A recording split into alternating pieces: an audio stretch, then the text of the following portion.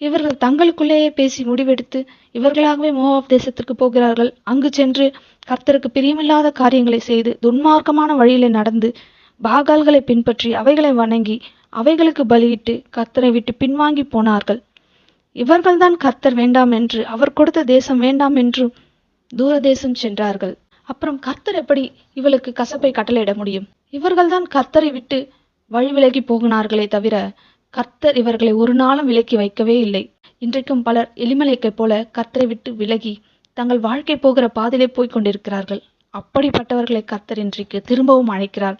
என் மகளே, என் மகளே, நீ இப்போது எப்படிப்பட்ட கசப்பான சூழ்நிலையில் இருந்தாலும் கவலைப்படாதே, என்னிடத்தில் வா, நான் உனக்கு இளைப்பாறுதல் தருவேன் என்கிறார். கர்த்தர் ஒரு நாளும் ஒருவரையும் வேண்டாம் என்று தள்ளுவதே இல்லை.